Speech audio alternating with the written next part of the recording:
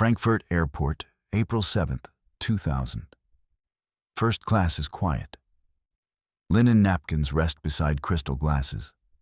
A man with forged diplomatic papers settles into seat 2A, convinced flying is the last place his enemies would strike. For 4 hours, he drinks expensive wine and debates European politics with the polite German executive beside him. But the pen in that executive's pocket isn't a pen.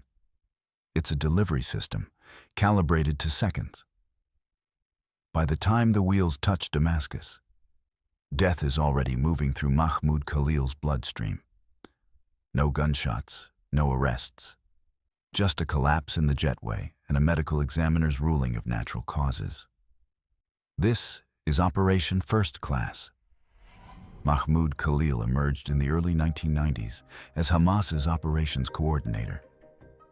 He occupied a position less visible than bomb makers, more dangerous than recruiters. His defining skill was patience. He avoided patterns. He relied on couriers who knew nothing beyond their immediate task.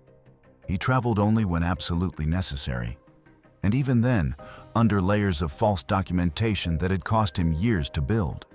By 1996, Khalil had coordinated logistics for the Jerusalem market bombings that killed 29 civilians. Intelligence analysts tracking him noted something unusual. He never claimed credit. He never appeared in propaganda videos. Associates described him as methodical, never impulsive. One Shin Bet intercept from August 1995 captured him telling a subordinate that silence was the strongest weapon. He believed invisibility equaled invincibility. After Israeli crackdowns intensified, Khalil lived in exile under forged diplomatic credentials that gave him immunity from arrest. He insulated himself with legitimate cover identities, moving between Damascus, Beirut, and occasionally European capitals when meetings required it. His operational philosophy centered on one belief: airplanes were sanctuaries. International jurisdictions created legal gray zones. Medical events on flights carried built-in ambiguity. A heart attack at 30,000 feet looked like terrible luck, not assassination. Intelligence services had tracked Khalil for 4 years. By early 2000, Mossad concluded he represented a Tier 1 threat. His network stretched across 3 continents. He was planning procurement meetings in Damascus that would funnel weapons-grade materials into the West Bank. The authorization to eliminate him came in February 2000, signed under Directive Code VL7. Across from him in that first-class cabin sat Michael Rosen, though that wasn't his real name. Rosen was a Mossad field operative shaped by 13 years of long-term cover work in Europe. His defining skill was mimicry. Accents, business jargon, social mannerisms, the subtle silences that build trust. He could inhabit a false identity not for minutes of scrutiny, but for hours of conversation. Rosen's formative lesson came early in his career, during a blown operation in Vienna. The target had been a Syrian procurement agent. The plan had been flawless, but Rosen's partner ordered the wrong wine with fish. One inconsistency. The target noticed. The mission collapsed. Rosen learned that operations fail not from missing tools, but from one human mistake that breaks the illusion. By 2000, Rosen had built and discarded 17 different cover identities. Each one survived deep background checks. Each one had tax records, employment histories, apartment leases. He understood that successful deception wasn't about lying convincingly. It was about becoming someone who had never lied at all. During the planning phase for Operation First Class, Rosen experienced what case officers call legend fatigue. He spent 6 weeks living as Klaus Hoffmann, a pharmaceutical executive from Düsseldorf. He attended industry conferences. He memorized product lines for drugs he would never sell. He learned the rhythm of corporate small talk. In a debriefing session 3 weeks before the operation, his handler asked him a question in Hebrew. Rosen answered in German. He had drifted too far into the cover. The handler noted it in the file. The mission continued. Israeli intelligence doctrine in 2000 favored surgical decapitation. Remove planners to disrupt networks without mass casualties. The logic was straightforward. One coordinator eliminated equals 3 months of operational paralysis for the enemy. This approach avoided the collateral damage that generated international blowback and created new recruits from grieving families. Previous options for eliminating Khalil had failed systematically. Roadside bombs risked civilian casualties. One proposal involved a car explosion in Beirut, rejected because it would kill his driver and potentially pedestrians. Arrest was blocked by diplomatic immunity. Khalil traveled on passports that gave him protection from detention. Poison in food required access that never materialized. He ate only in secure locations with trusted contacts. The breakthrough came in March 2000 from signals intelligence intercepts. NSA collection assets operating in Germany picked up Lufthansa booking records. Khalil had reserved Seat 2A on flight LH60, Frankfurt to Damascus, departing April 7th at 1400 hours, first class. A 4-hour flight with minimal passengers in the premium cabin. Air travel compressed all variables into a controllable environment. Time was fixed by the flight schedule. Space was confined to the cabin. Witnesses were limited and focused on personal entertainment. Medical events on aircraft carried inherent plausibility. Heart attacks happened. The confined space, dry air, and stress of travel created natural explanations. But obstacles were severe. Security screening at Frankfurt Airport had zero tolerance for weapons. Any detectable object would abort the mission and likely compromise the operative. Medical plausibility required a method that mimicked natural causes perfectly. No puncture wounds. No chemical signatures that standard toxicology would detect. And the social interaction had to be flawless. 4 hours of conversation with a target trained to detect surveillance. One wrong word, one behavioral inconsistency, and Khalil would recognize the trap. The solution emerged from a 3-person technical team working out of a Mossad facility near Herzliya. They engineered deniability by biology. The weapon was a modified Mont Blanc fountain pen containing a micro-needle delivery system. The needle measured 0.3 millimeters in diameter. It carried 0.3 milliliters of a cardiac toxin derived from a South American plant alkaloid, chemically modified for rapid onset. The toxin worked by inducing ventricular fibrillation. The heart's electrical system misfires. Rhythm collapses. Blood stops circulating. Onset occurred 8 to 12 minutes after delivery, creating a delay that separated cause from effect. By the time symptoms appeared, the delivery mechanism was gone. The toxin metabolized within hours, leaving markers indistinguishable from natural cardiac failure. X-ray machines saw stationary. The pen passed screening as a luxury writing instrument, which executives routinely carried. Temperature stability allowed the toxin to remain viable for 8 hours without refrigeration, covering the entire operational window from Tel Aviv to Frankfurt to Damascus.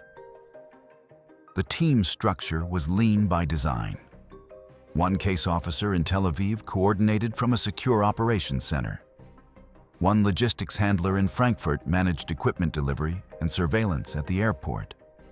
A medical consultant validated symptom timelines using cardiac data from previous operations. The operative worked alone on the aircraft. Compartmentalization prevented compromise. If Rosen was caught, he could reveal nothing about the broader network. Timing rehearsals centered on flight mechanics, boarding flow, beverage service intervals, seatbelt sign protocols. The rule was absolute. No improvisation after beverage service began. Any deviation from planned behavior would register as anomalous to a trained target. By April 6th, all elements were in position. Rosen had crossed into Germany under his Klaus Hoffmann identity 3 days earlier. His cover was bulletproof. Rheinmed GmbH, a shell pharmaceutical company with functional offices in Düsseldorf and a 6-year paper trail. He had attended a real medical technology conference in Frankfurt on April 5th, networking with actual executives who would later remember conversations about cardiac imaging equipment. His passport matched tax records. His wardrobe matched his supposed income bracket. Every detail reinforced the illusion. On the evening of April 6th, Rosen received the pen in his hotel room. The logistics handler delivered it inside a briefcase containing pharmaceutical samples. No words were exchanged. The handler left. Rosen tested the weight, the balance, the way it felt in his jacket pocket. He rehearsed the hand movement 30 times. The micro-needle deployment required 2 seconds of contact with pressure. Too fast and it might not penetrate fabric. Too slow and Khalil might feel it. That night, Rosen didn't sleep. Not from nerves, but from operational discipline. He reviewed every element of the cover identity, product specifications, conference attendee names, the street where his fictional office was located. He mentally walked through the flight timeline. Boarding at 13:30 hours, takeoff at 1400, beverage service at approximately 14:45. The Toxin delivery window opened at 16:48 hours, 18 minutes before scheduled descent. The operation entered its execution phase at 1100 hours on April 7th. Rosen arrived at Frankfurt Airport carrying 1 leather briefcase and 1 carry-on bag. Both contained items appropriate for his cover: pharmaceutical journals, a laptop, business cards, and the pen clipped to his jacket pocket. Check-in proceeded without complication. The Lufthansa agent processed his ticket, seat 2B. The seat next to Khalil had been confirmed through back-channel coordination with airline systems. Mossad's technical division had accessed Lufthansa's reservation database and ensured no other passenger would occupy that position. To the airline, it appeared as a random cancellation. To Rosen, it was the operational foundation. Security screening at 1300 hours tested the first critical element. Rosen placed his briefcase and jacket on the conveyor. The pen remained clipped to the jacket, visible but unremarkable. The X-ray operator saw a fountain pen, ink cartridge, metal clip, standard executive accessory. The image matched thousands of others that day.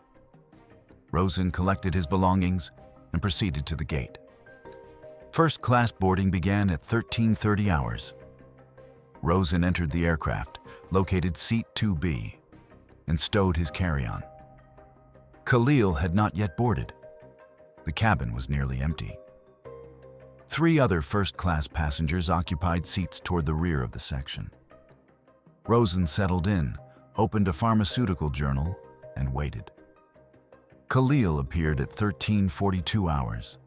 He carried a small leather bag and wore a dark business suit. His forged diplomatic passport identified him as a Jordanian economic attaché named Samir Haddad. He moved with the calm confidence of someone who believed his security protocols were working. He located Seat 2A, began lifting his bag toward the overhead compartment. Rosen stood. "Allow me." First contact. The operational script called for benign courtesy that established rapport without appearing forced. Rosen lifted Khalil's bag into the compartment. Khalil nodded his thanks. Both men sat. The first behavioral checkpoint passed. Natural, unremarkable. The aircraft door closed at 13:53 hours. Rosen had 4 hours to execute a mission that required perfect performance across multiple phases. Phase 1 was establishing baseline trust. He opened conversation with a neutral observation about the delay on the tarmac. Khalil responded. The dialogue began. For the first 30 minutes, Rosen said almost nothing. He let Khalil talk. This was calculated. Targets relax when they control conversations. Khalil mentioned his work in economic development, the challenges of international trade agreements. Rosen offered minimal encouragement. Fascinating. I can imagine. The goal was to position himself as an interested listener, not a threat. Takeoff occurred at 1400 hours precisely. Once the seatbelt sign extinguished, beverage service began. Khalil ordered wine. Rosen ordered the same, a subtle mirroring technique that builds unconscious rapport. They were two professionals sharing a flight, nothing more. The conversation deepened incrementally. Rosen introduced his cover: pharmaceutical distribution, the complexities of European regulatory frameworks. Khalil seemed genuinely interested. He asked technical questions about drug approval processes. Rosen answered with practiced fluency. Every answer reinforced the legend. Every detail matched the background file. By 1500 hours, they were debating European politics, the expansion of the EU, Germany's role in the Balkans. These were safe topics for both identities. Khalil expressed opinions that aligned with his cover as a Jordanian diplomat. Rosen responded with perspectives appropriate for a German executive. The performance was seamless on both sides. Then complication arrived. At 15-12 hours, during wine service, a flight attendant lingered near their seats. She refilled glasses, asked about meal preferences, commented on the pleasant weather in Damascus. The interaction consumed 12 minutes. 12 minutes when Rosen couldn't execute. The Toxin delivery window was calibrated to flight time. Every delay compressed his margin. The attendant finally moved aft. Rosen recalculated. Original execution window, 1648 hours. Adjusted window, 1700 hours, 6 minutes before final descent. Tighter, but manageable. At 1600 hours, Khalil excused himself to use the lavatory. Rosen remained seated, reviewing the mental timeline. The pen sat in his jacket pocket. The microneedle was armed. The Toxin was stable. All he needed was proximity during the final descent, when passengers stood to retrieve bags and movement became natural. Khalil returned at 16:10 hours. He seemed relaxed. The wine had smoothed any residual caution. He resumed conversation, now discussing Middle Eastern economics. Rosen listened, contributing occasionally, maintaining the rhythm they had established. At 1640 hours, the pilot announced initial descent into Damascus. Seatbelt signs illuminated. This was the moment Rosen had rehearsed. Passengers would remain seated briefly, then stand as the aircraft taxied. The standing phase created cover for physical proximity.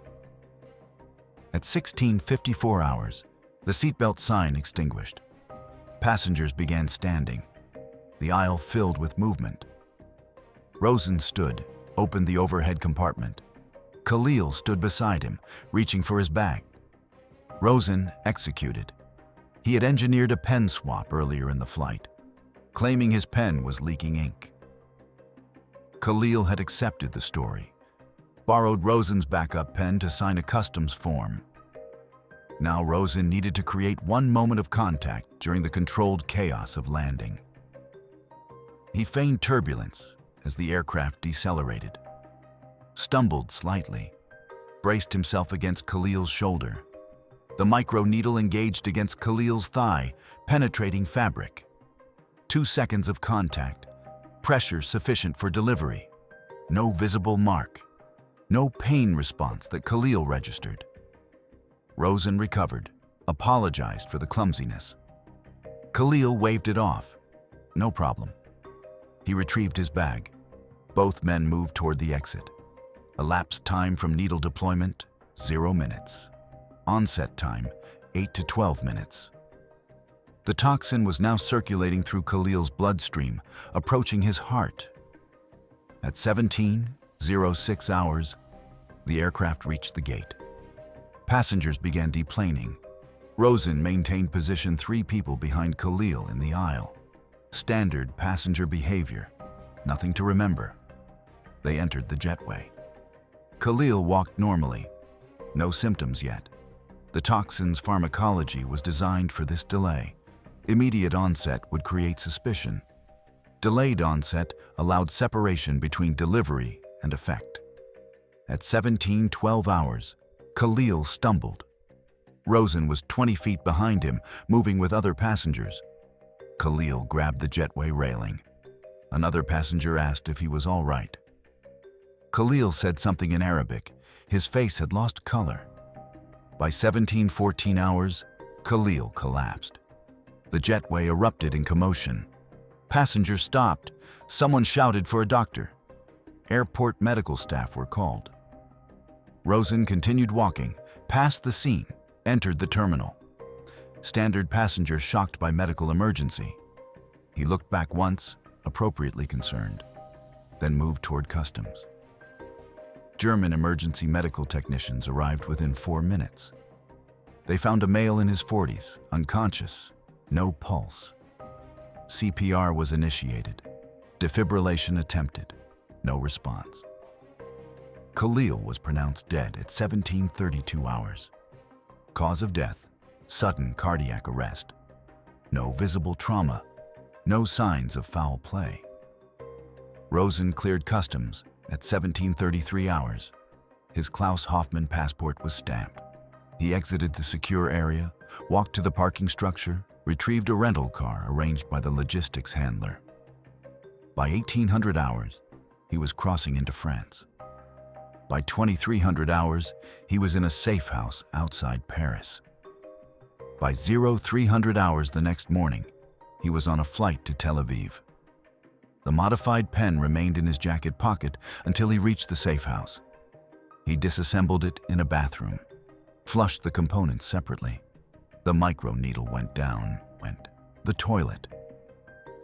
The toxin reservoir went into a drain. The pen body went into a trash bin 3 blocks away. No physical evidence remained. By 1900 hours on April 7th, German authorities understood that a passenger had died on an arriving Lufthansa flight. Standard protocol initiated. Local police interviewed witnesses. No one reported anything suspicious. A businessman had collapsed. Medical emergency. Tragic but explainable. The body was transferred to a Damascus morgue. Syrian authorities conducted a perfunctory autopsy. No puncture wounds. No chemical signatures that standard toxicology detected. The cardiac toxin was designed to metabolize into compounds indistinguishable from natural stress hormones. The pathologist noted severe ventricular fibrillation. He recorded the cause as acute myocardial infarction. Natural causes. Lufthansa issued a statement expressing condolences to the family. The German Foreign Ministry sent routine notifications to Jordan, believing Khalil was the diplomatic official his passport claimed. Jordan sent back confusion. They had no economic attaché named Samir Haddad. This created a brief investigation into document forgery, but the trail ended quickly. Fake passports weren't uncommon. The death itself remained classified as natural. Intelligence channels, however, understood immediately. Within 48 hours, signals intercepts confirmed that a scheduled procurement meeting in Damascus had been canceled. Hamas operatives were moving cautiously, uncertain what had happened, but recognizing that their coordinator was gone. The network that Khalil had stitched together began fragmenting. Every investigative lead ended in dead ends. The German executive in Seat 2B had deplaned normally. Lufthansa records showed Klaus Hoffmann cleared customs without incident. Attempts to locate Hoffman afterward found that Rheinmed GmbH existed on paper, but had no active operations. The phone numbers disconnected. The office address was a mail forwarding service. The denials were transparent to intelligence professionals, but transparency wasn't the point. Deniability was. Israel maintained absolute silence. No acknowledgement, no leak to friendly journalists. The operational philosophy was simple. Successful operations are never confirmed. Khalil's death was attributed to natural causes by every official record. Only a handful of people knew otherwise. Strategically, Operation First Class achieved its primary objective. Khalil was eliminated without collateral damage, without diplomatic incident, without creating a martyr whose death would be used for recruitment. The tactical disruption was measurable. Hamas operations in the West Bank experienced a 3-month slowdown while networks reorganized. Financing channels that Khalil controlled went dormant. Intelligence gained from his intercepted communications continued producing value for another year. But the operation revealed costs that only became apparent over time. The Yunner method worked because it looked like chance. That same invisibility meant no deterrence value. Khalil's network never knew they were targeted. They couldn't adapt to avoid a threat they didn't recognize. From a strategic perspective, some analysts argued this was wasteful. Deterrence prevents future attacks. Invisible killings only stop one individual. The operation also narrowed future options. Once intelligence services began suspecting cardiac assassinations, enemies adapted. Hamas leaders stopped flying commercial. They avoided confined spaces with strangers. They underwent cardiac screening before travel. The technique that worked in 2000 became progressively harder to replicate. For Rosen, the personal cost emerged in the months after. He returned to routine work, building new cover identities, running surveillance operations across Europe. But the 4 hours in Seat 2B stayed with him. Not guilt, his handler noted in a psychological evaluation. Something else. The recognition that he had spent 4 hours building genuine rapport with a man whose death he was engineering. Khalil had been pleasant, intelligent, interested in Rosen's fictional pharmaceutical work. They had shared wine and conversation. Then, Rosen had killed him. The psychological literature on long-term field operatives identifies a condition called intimacy paradox. The closer an operative gets to a target, the more effective the operation becomes. But proximity creates human connection. Successful operatives become skilled at suppressing the recognition that their friendships are weapons. Rosen was successful. The evaluation noted no operational concerns. The mission continued. From one perspective, Operation First Class represents precision intelligence work. A dangerous coordinator was removed without civilian casualties, without international incident, without the collateral damage that creates new enemies. The method was surgical. The execution was flawless. The outcome achieved strategic objectives. From another perspective, it was assassination by deception. Khalil believed he was safe. He believed the man beside him was a harmless executive.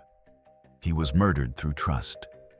The cleanest kill is the one no one can prove. But does invisibility make an assassination more ethical? Or does it simply make killing easier to normalize? The question reveals more about your worldview than about the operation. If preventing future attacks justifies preemptive killing, then Khalil's death saved lives.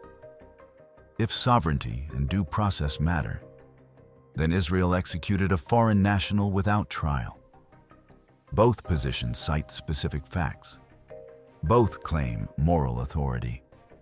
Intelligence services operate in spaces where normal legal frameworks don't reach. Operations like First Class exist because conventional justice can't touch certain targets. Diplomatic immunity, jurisdictional barriers, state protection. The choice becomes: accept that some threats are untouchable, or build methods that ignore those protections. What's your take? Is a bloodless assassination more moral because it prevents collateral damage, or more dangerous because it normalizes killing without accountability? Drop your perspective in the comments. If this story made you reconsider what covert action means, hit that like button and share this with someone who thinks intelligence work is like the movies. It's not. It's 4 hours of conversation in first class, and then a man dies in a jetway, and the official record says natural causes. That's the reality. That's Operation First Class.